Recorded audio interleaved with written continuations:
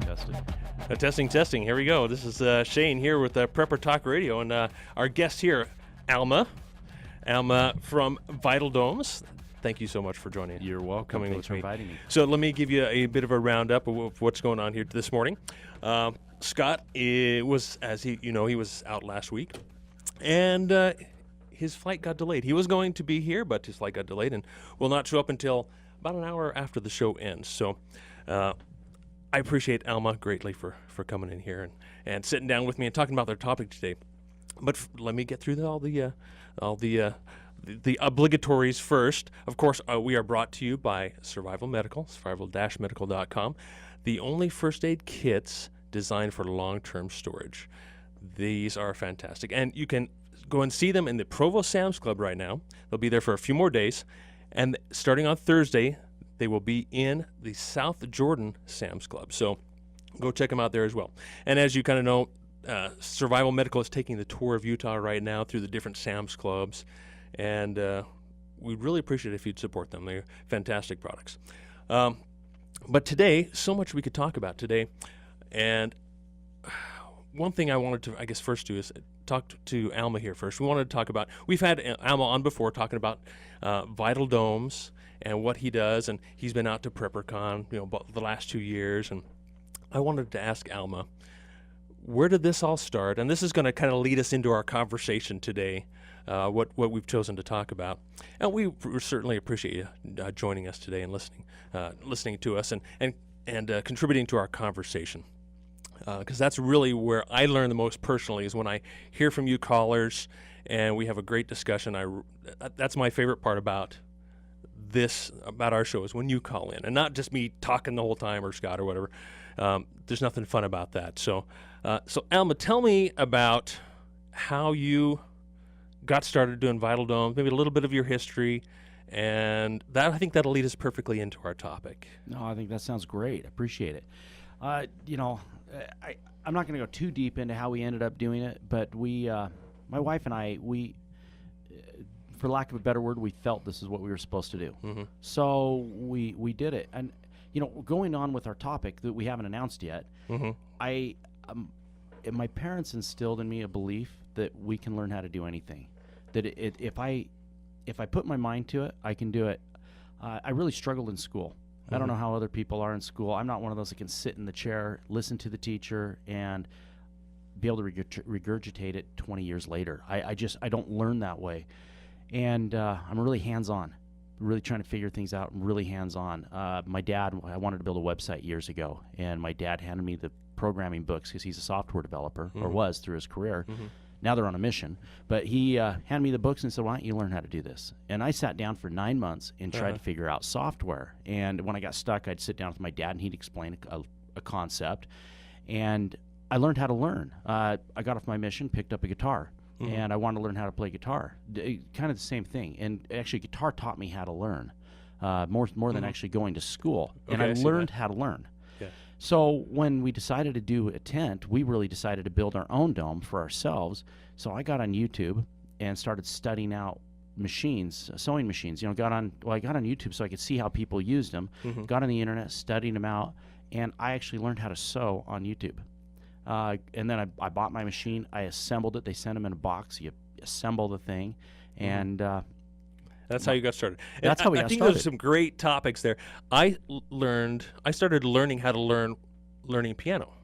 Oh. So yeah, my mother, she learned piano from her mother, and she thought it was imperative that we learn piano. And she was, I don't want to use the word tyrant, but she was, you will sit down and you will practice. And I'm grateful because when you're a kid, you don't know how to learn. No. And it was a great learning process, and it eventually got to the point, my mom and I were just talking about this the other day, that, okay, Shane, if you want to quit, you have to do that yourself. You have to tell your teacher, I'm going to quit. And of course, I never had the gumption to do that. And I think deep down I really appreciated, what skills that gave me. That, like you say, it gave me the ability to actually learn, and not just absorb like a sponge. You're actually doing something active. Well, and I think along with that, as soon as you do start to learn something, like an instrument, For me, guitar. I picked up a guitar. Guitar is one of those things that once your hand starts getting a little more comfortable on the fretboard, all of a sudden you can start playing chords. And 3 main chords play 90% of the music you hear on the radio. True. And so, maybe 4 chords. But you can start getting good really fast, and at least acceptably good. Making some progress so that you see that, oh wow, I can actually make music. I can do something. I can see some progress with this with very little effort. And I think that instills a greater belief. Absolutely. I can do this, and that's how it was with Vital Domes. I bought the sewing machine. My stitching was horrible. I was on YouTube learning how to attach zippers and doing a fold over, and I was learning all these new terms. And when I found, just as with software, there's a whole language. It's not the actual programming language, but there's a language surrounding software. Well, in manufacturing materials, like fabrics and things like that, there's a whole language associated with it. And if you don't become acquainted with that language, you have no clue what they're talking about. Right, yep. And so I tried to digest as much as I could. It took me, we did our first dome. I hand welded it together because we use a fabric that you heat weld together. And I bought a little hand welder. I hand welded our very first one together, and it took me almost an entire week to do it. And it was horrible. And we took it. That was the one we've introduced at PrepperCon. Oh, okay. And I was stunned. We made sales off of that. So were your prototypes made from? You stitched them together. You used a sewing machine. Well, we actually heat welded it and stitched in all the Windows zippers and, and things like that. And it's interesting that you bring that up. One of my first jobs was I learned how to sew. I worked at a place where they make awnings.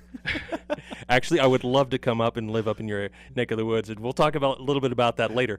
But one of my first jobs was working at an awning company, and I did resews. And I was 15, 16. I did resews on trampolines.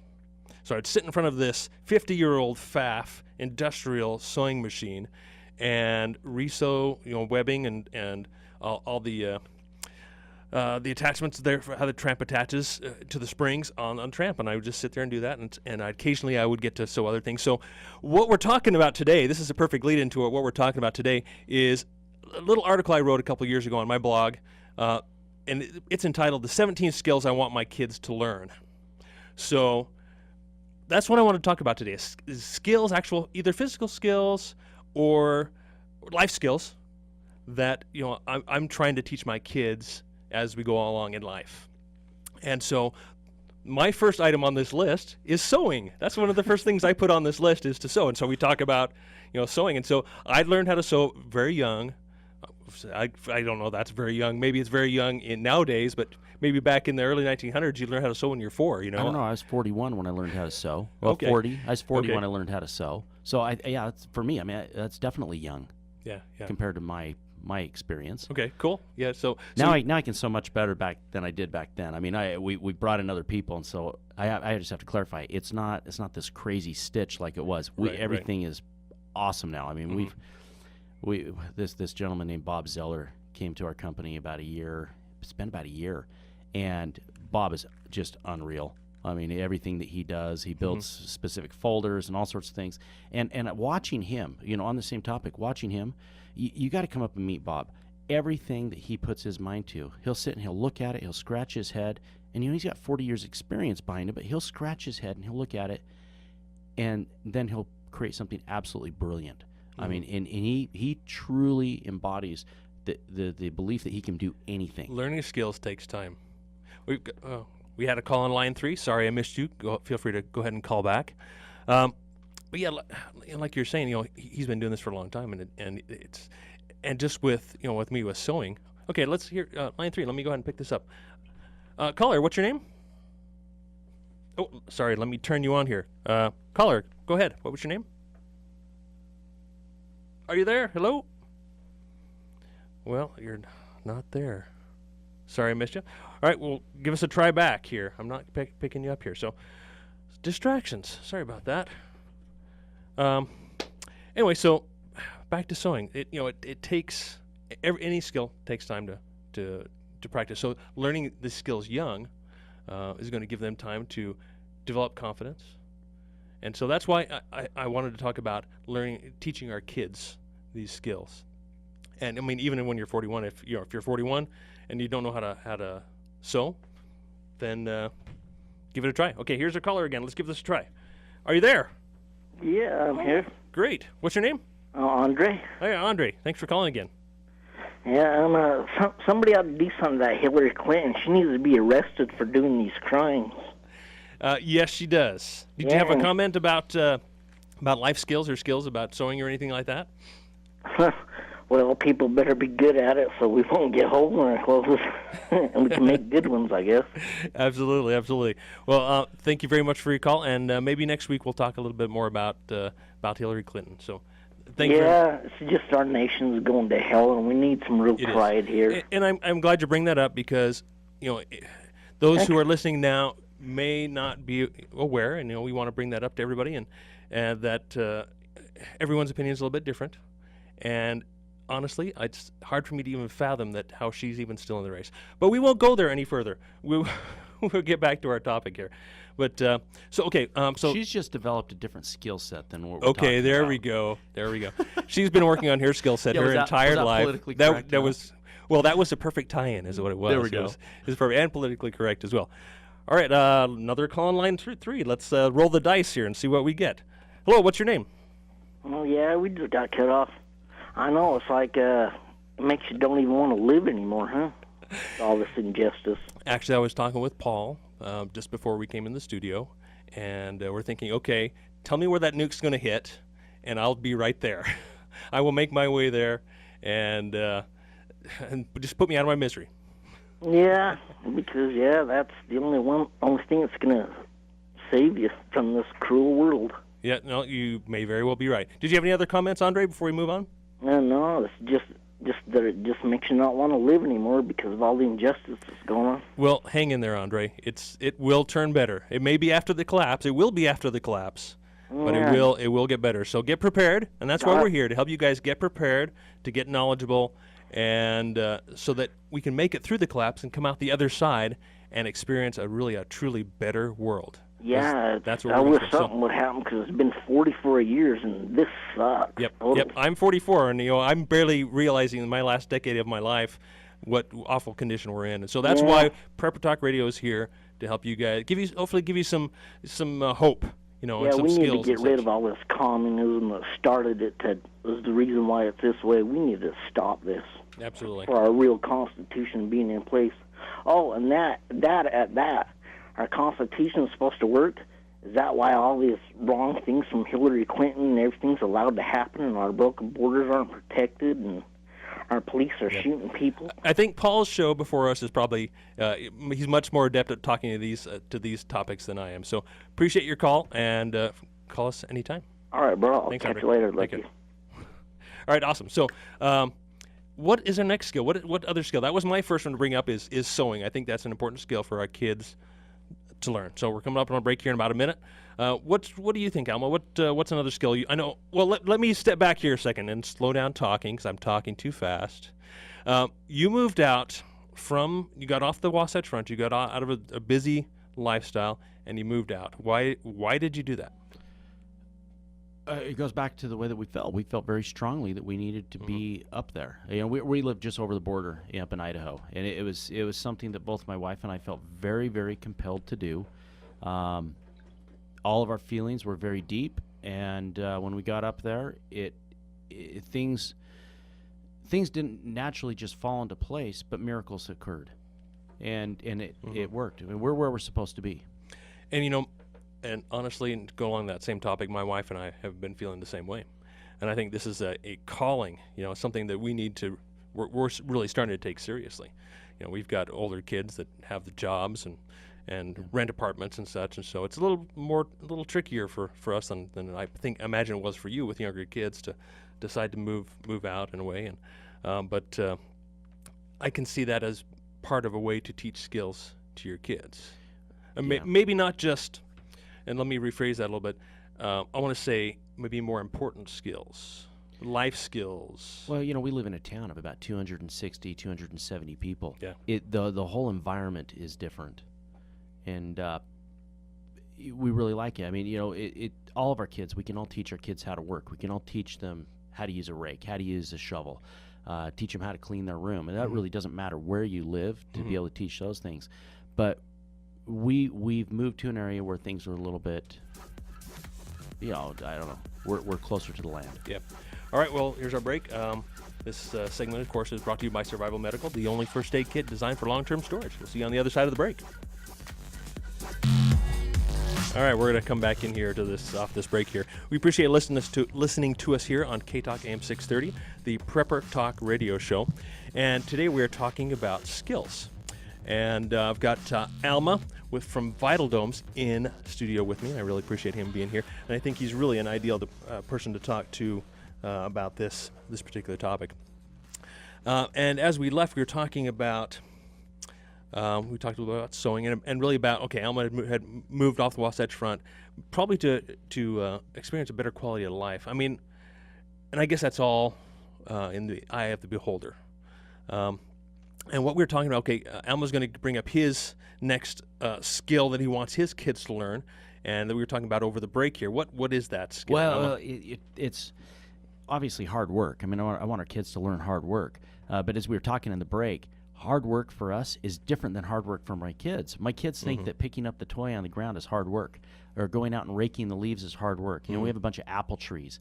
My son, he doesn't want to go pick up the apples. Well, that's gross. It's hard work. You know, how can I go pick up 20 apples? I mean, that's work, and it's different. Yep. It's different. And you and I, we have our full-time jobs and all our other pursuits, and we work all day long at those. And then when we come home, we got to do dishes, we got to feed the kids and those types of things.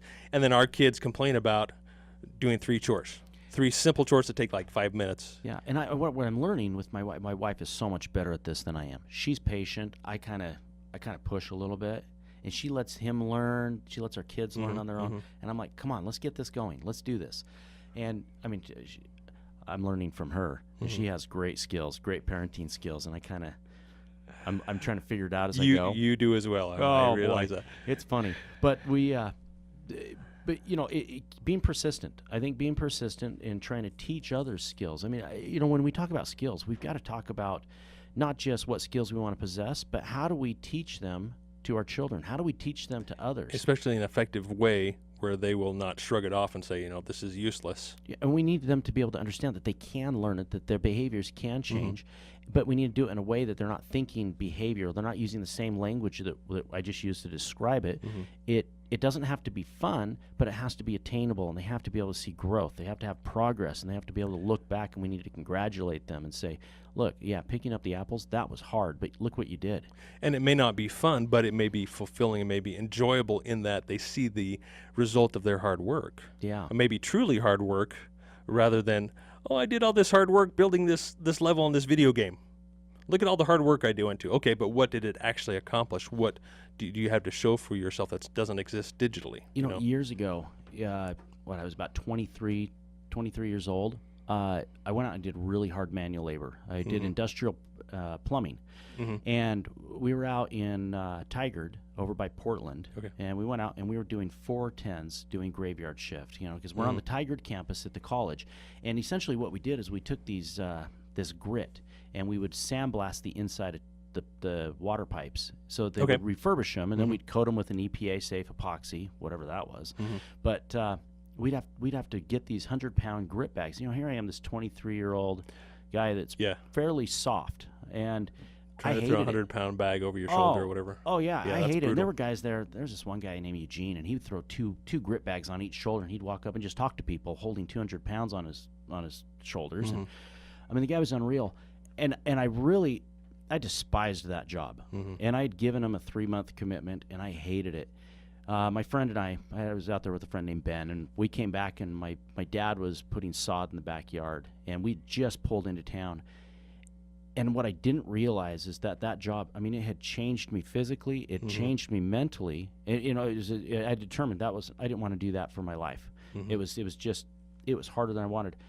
But we were watching him pull the sod off the pallets, and my friend and I, Ben and I, we started grabbing these pieces of sod, big rolls of sod. They were nothing. I mean, here we're used to working with these big 100-pound bag of silica. Oh yeah. I mean, it was just wild, and I realized, okay, the thing that I despised gave me pride. I was watching the way my father and my mother were watching us. I mean, they were looking at us like, wow. And what was taking them a long time, we came in and we busted it out in less than an hour. And everyone's amazed. Everybody was amazed. Yeah. And it was because I had gone through this very difficult experience. And at the end of it, I had physically changed. I had mentally changed. And it was neat. It was a really cool thing. I don't know how that doesn't really have much to do with skills, but it was, absolutely. it was I think neat to see the progress.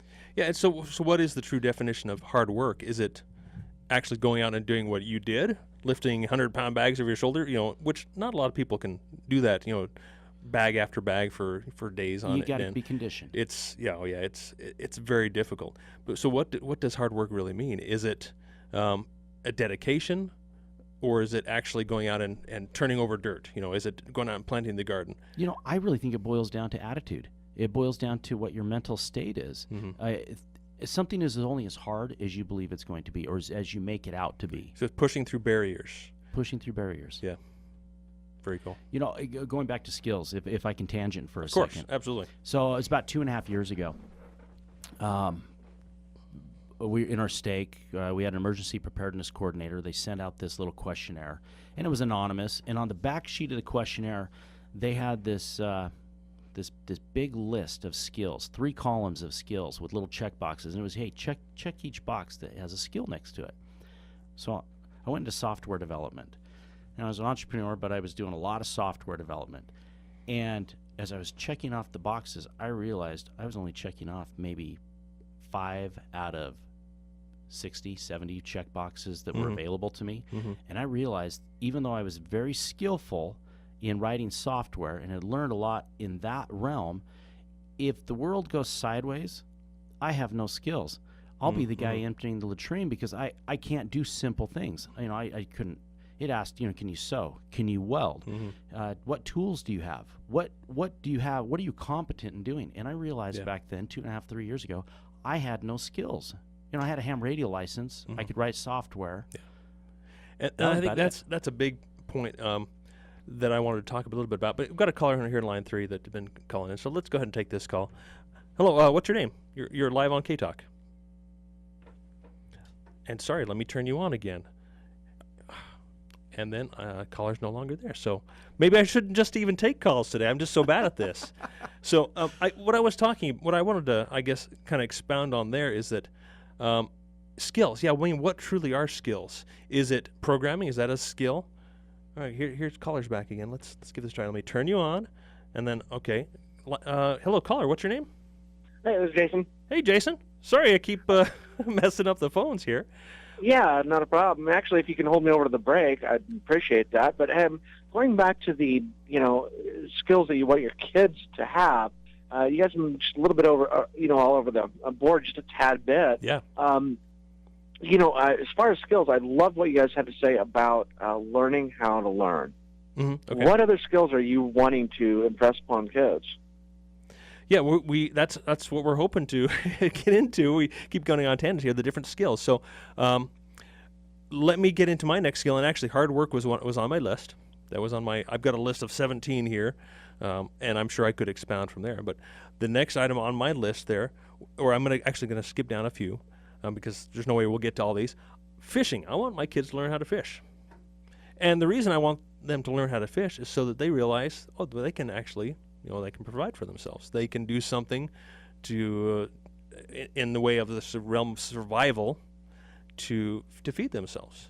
And of course, that has to come with learning how to dress the fish, how to clean the fish, gut it, and cook it, and then eat it. So I think that creates a lot of confidence in that, if whatever the situation may be, they have this confidence. They can say, okay, I have these skills that I can rely on. I may not have all the stuff, because we talk a lot about stuff here on Prepper Talk Radio, and prepping is a lot about the stuff.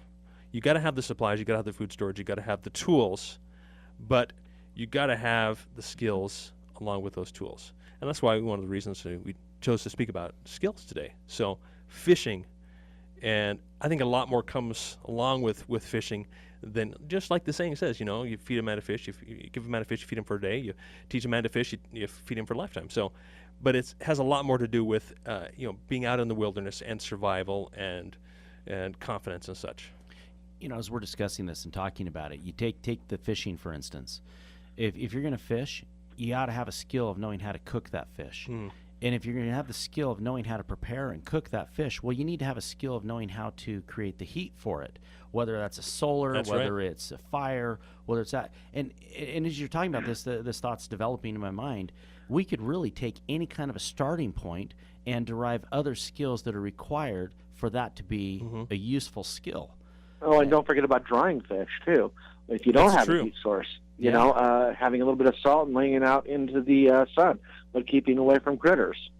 Absolutely. Yeah. I mean, a lot of different aspects. Just like you say with fire building, that's of course on my list as well. Teach the kids how to find tinder, how to find the right woods and media to be able to create a spark or create a coal. No, I can solve the tinder problem. I can teach that to you in 10 seconds. All right, go for it. www.tinder.com.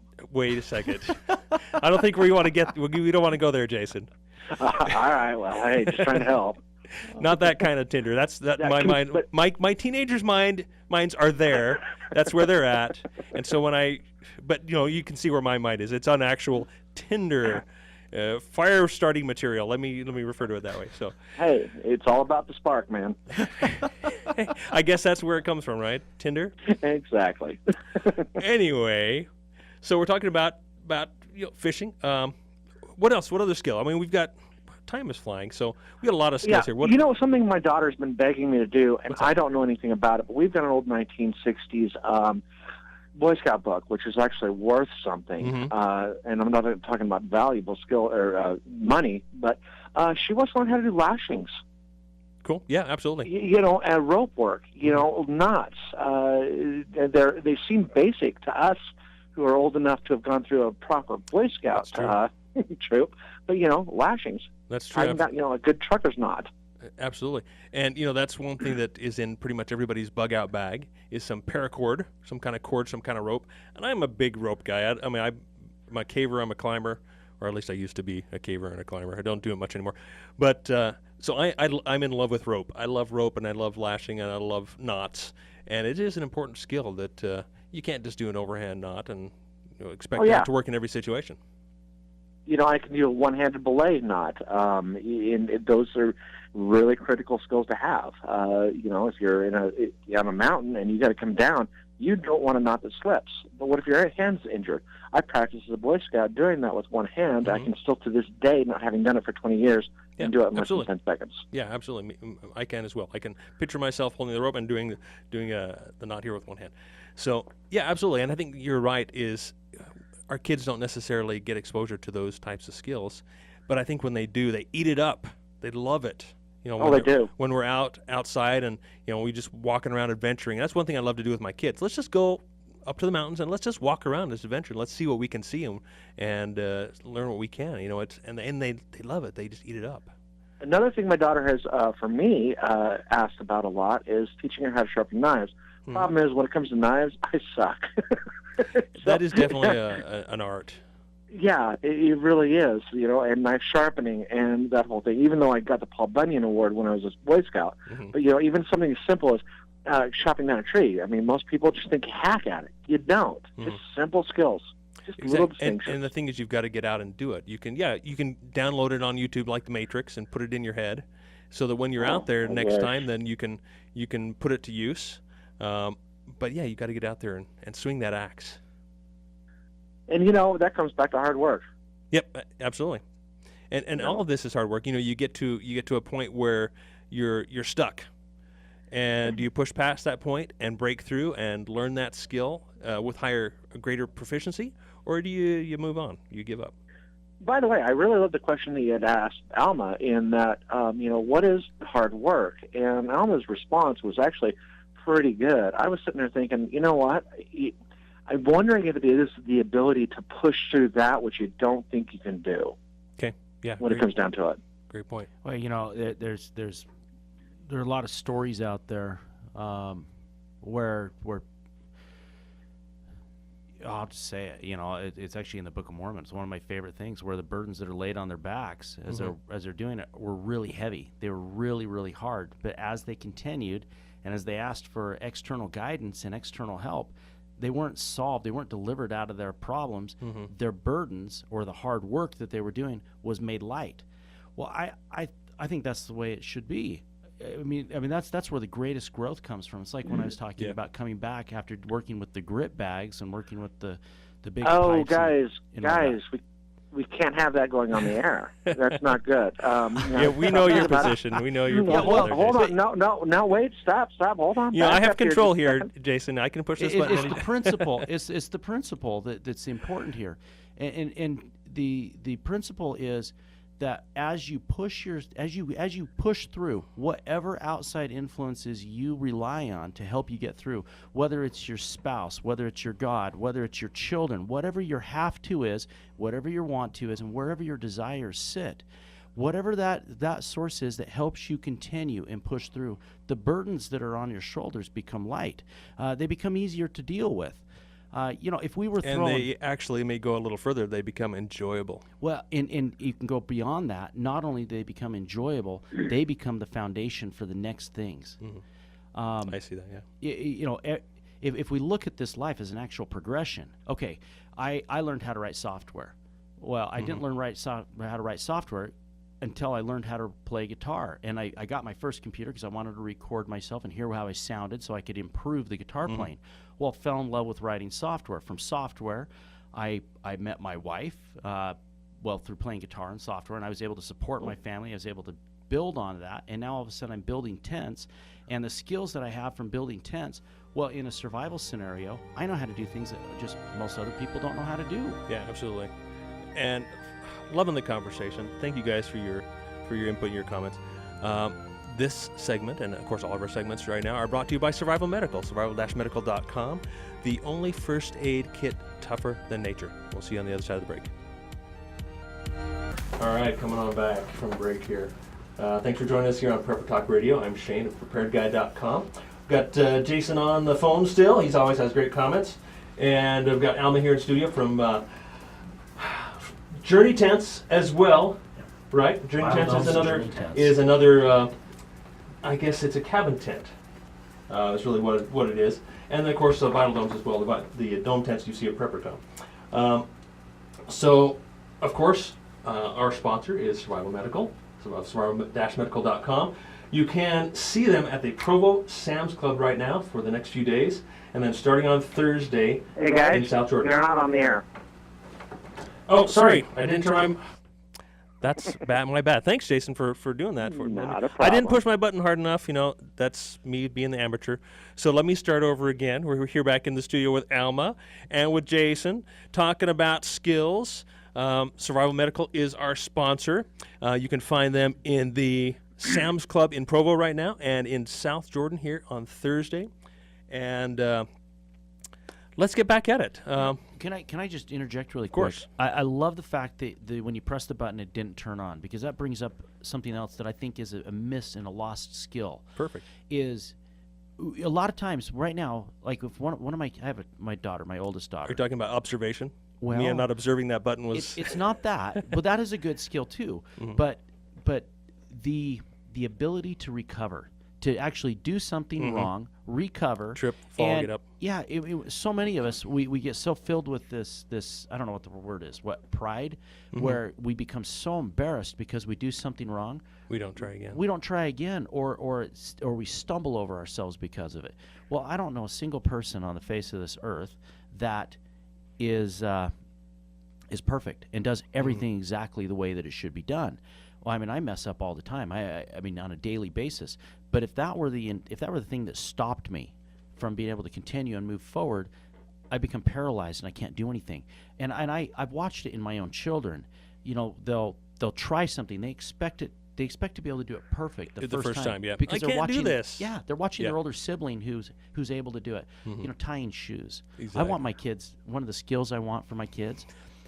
My two oldest can tie their shoes. My 7-year-old, he can do them, but he doesn't want to do them. He doesn't do very well. He doesn't do very well. Comes into, yeah. And he compares himself to his older sister. Hey, she does it. Look how well she does. And something as simple as tying shoes. That's a phase of life that we're in, though, with our kids. I have to interject on Go ahead, that Jason. one real quick.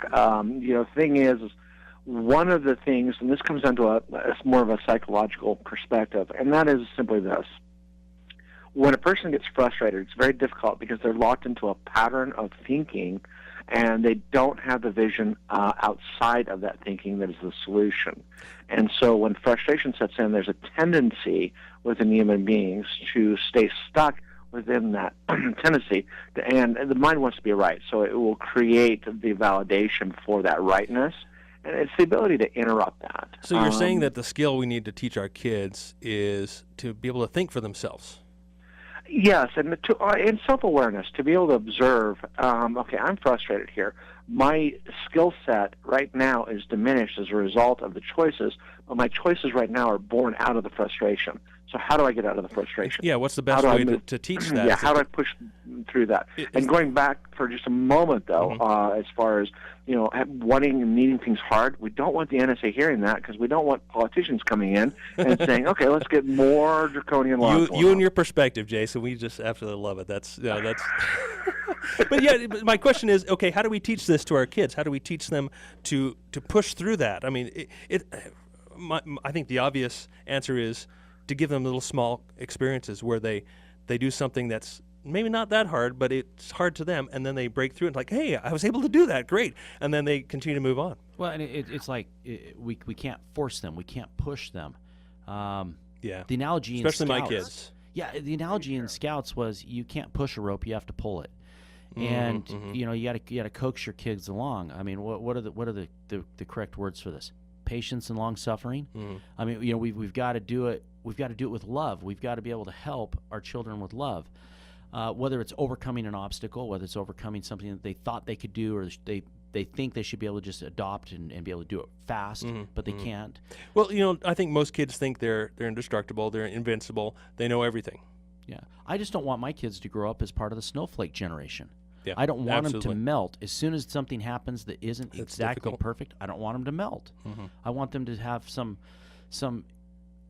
well, basically what I've learned to have over my life. Things don't go the way you want them to. People don't like you all the time. It takes time. There's patience involved. Yeah, I don't do everything right. I mess up, but I can't always melt. I can't just give up and quit. And I want more than anything, I want my children to learn that, because if they can learn that, that becomes a foundation they can build any skill set. I mean, you go back to your fishing. You don't throw the hook in the first time and expect a fish to jump on it. You've got to learn. Yep. And if you melt on that first one, you'll never become proficient at fishing. Never become proficient at starting a fire. And then when you catch that first one, you get a glimpse of and realize, okay, this takes a little more than I thought. This isn't as easy as I thought. I probably need to have more patience and try new lures and try different techniques and move to a different new spot and work through the different problems there may be. And if you give them one or two successes and let them experience it, I've watched this with my own son. He's brilliant, and he learns so rapidly. I can teach him a principle, and he'll expound on it naturally. We got him a little motorbike. He became, he was really timid as he was driving around the yard. Really timid when he first got on it. That's scary. Yeah. Well, 30 minutes later, he wasn't as timid. 4 hours later, the guy was riding like a pro, and now he's just amazing. Has he fallen off and gotten hurt? Has not. Not yet, huh? Well, I take that back. He has, but he got right back up. I mean, even when we were playing catch, and I pelted him right smack dab in the middle of the face, and I felt really bad. But he shrugged it off. A tear came, but he wiped it away, and he was like, "Let's keep going."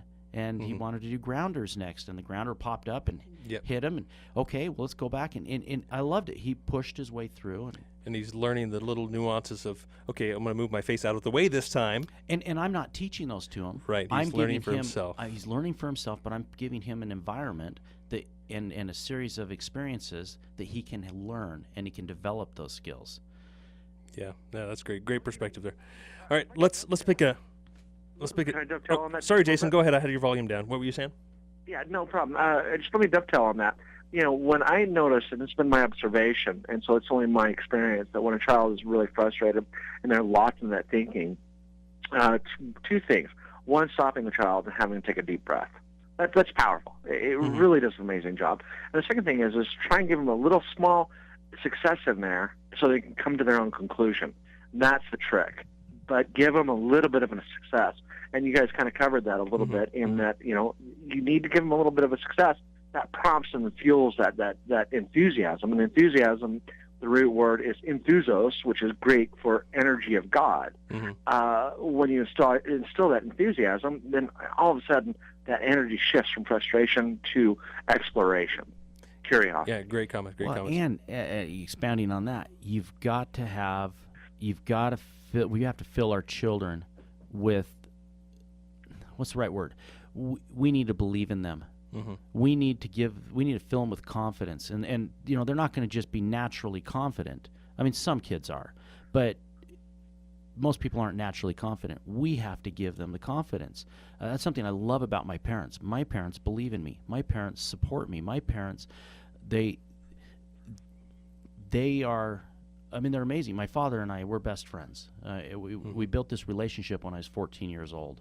He and I we moved up from Washington to Utah, and we went through a difficult time where we were trying to sell the house there, and my mother was trying to sell the house. We were here. My dad had started school, going back to get his master's in computer science, and I got to spend months with my dad. And we bonded, and we created this relationship that was absolutely incredible. Because of that relationship, which is still intact today, I cherish it. I have, between my father, my mother, and now with my wife, and we've been married 13 years, but we dated for 2 years. I have a support system behind me that instills confidence in me. My wife is absolutely incredible at this. She's when I'm laying down on the floor crying, she's saying, "You can pick yourself back up. You can do this. I've seen you do harder things than this." And now that looking back to your relationship with your father, now you know what you want with your kids. Yes. Yeah. My dad and I were talking about this just the other day. I want to be a daddy to my kids. Not dad, not a father. I want to be daddy. Not a best friend. No, yeah. And daddy isn't. Yeah, he's not your best friend. He's a trusted advisor in your life. I want to be trusted of my kids when because they're going to go through really hard things.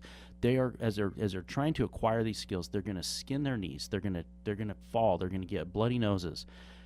They're going to have emotional catastrophes in their life. We don't know what's coming for them. They're going to make poor decisions. I want to be the kind of father that they come and they know that no matter what happens in their lives, I'm there. I will champion them. Yeah, absolutely. I can be their confidant. And my wife is amazing at this. My father's that way for me. My mother's that way for me. I want to be like my wife, and I want to be like my dad. My father-in-law, he's the same way. He's incredible.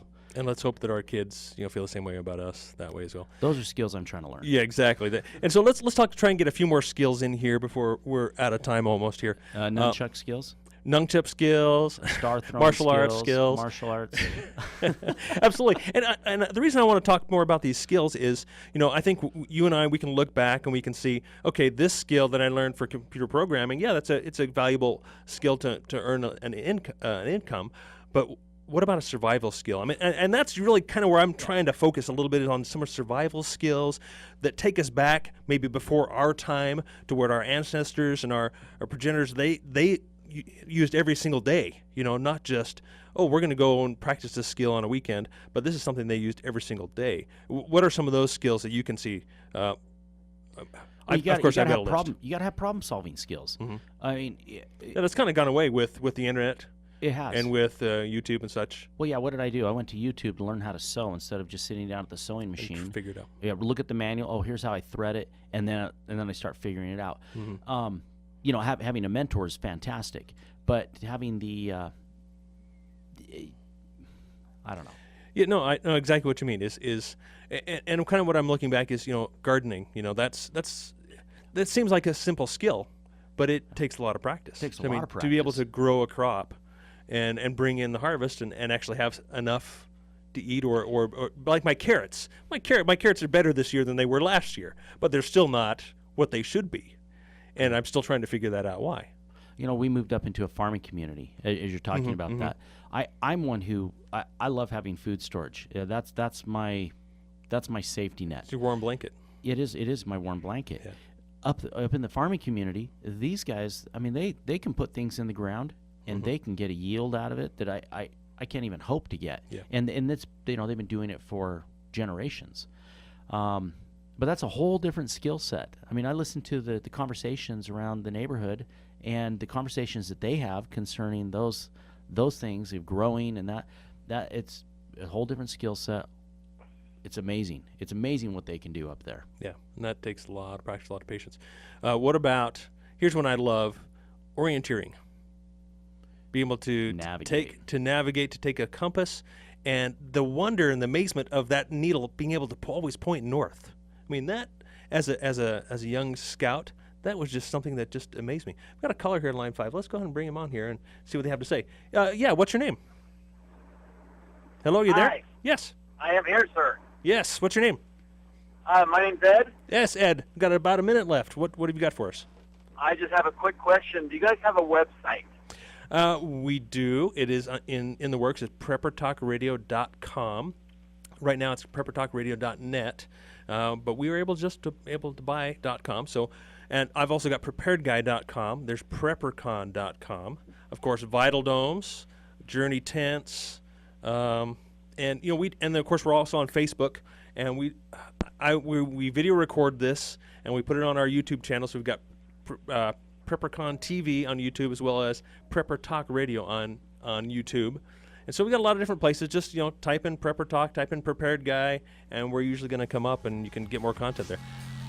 Perfect lead into our. Thanks everybody for your calls. Appreciate it joining us today. We are of course brought to you by Survival Medical, survival-medical.com. The only first aid kit tougher than nature. We sure appreciate your support there, John, with the show. And thank you, Alma, for coming on with us. Great conversation. Wish we had more time. And we'll see you guys next week.